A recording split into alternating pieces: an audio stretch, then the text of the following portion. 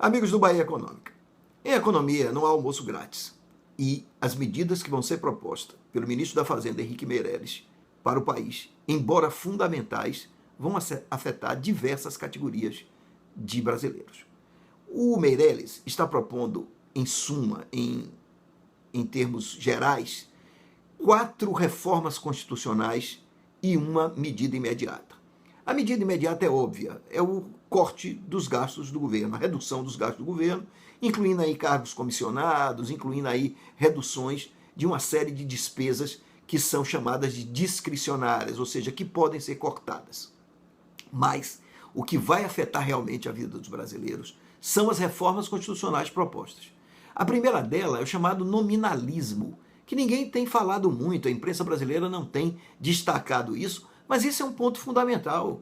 Meirelles está propondo que as despesas públicas cresçam em termos apenas nominais, enquanto a arrecadação cresceria em termo real.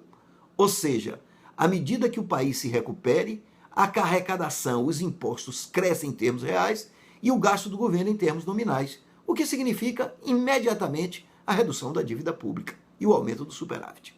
É uma medida importantíssima, mas requer uma reforma constitucional, desvinculando os benefícios sociais do aumento da inflação e do salário mínimo.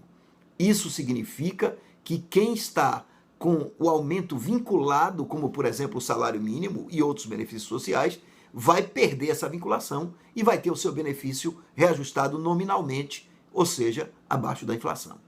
Na verdade, essa é uma medida importante. E outras também são, por exemplo, a reforma previdenciária. Não há como deixar de levar em conta que, do jeito que está, em breve o país não vai poder pagar a aposentadoria. E é preciso se fazer uma reforma no sistema. O governo está pensando não só em aumentar o limite mínimo para 65 anos, como também acabar com a aposentadoria dos funcionários públicos, unificando o sistema, o que vai ter muito impacto numa série de pessoas que já estão, digamos assim, à beira de se aposentar. Para isso serão necessárias medidas transitórias para que não haja perda de direitos adquiridos. Outra medida importante que requer ação do Congresso é a desvinculação das receitas, que o governo quer chegar a 50%. Em linhas gerais, isso significa que as vinculações hoje para saúde, educação, programas sociais, etc., só serão mantidas em 50%. O restante o governo pode ou não gastar nesses setores. É uma medida muito séria, que precisa de muita análise, mas que, sem dúvida nenhuma, daria liberdade para o governo poder controlar o seu déficit. Por último, uma medida importantíssima para o setor privado, a flexibilização das relações trabalhistas, que é fundamental para o país hoje, que está engessado numa legislação que impede novos arranjos entre trabalhadores e empresários. Por exemplo, na medida em que se libera essas negociações, o sindicato pode fazer um tipo de negociação trabalhista e que não leve em conta a legislação.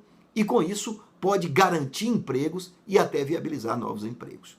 Na verdade, essas medidas são estritamente necessárias para o país, mas precisam ser discutidas com a sociedade e com o Congresso Nacional. Estamos efetivamente numa democracia e é preciso saber quem perde e quem ganha com isso.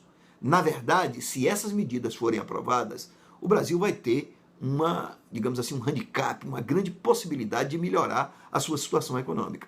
Mas tudo vai depender do Congresso Nacional. Em suma, as medidas de Meirelles vão no caminho certo, mas dependem do Congresso Nacional e de sacrifícios da população brasileira.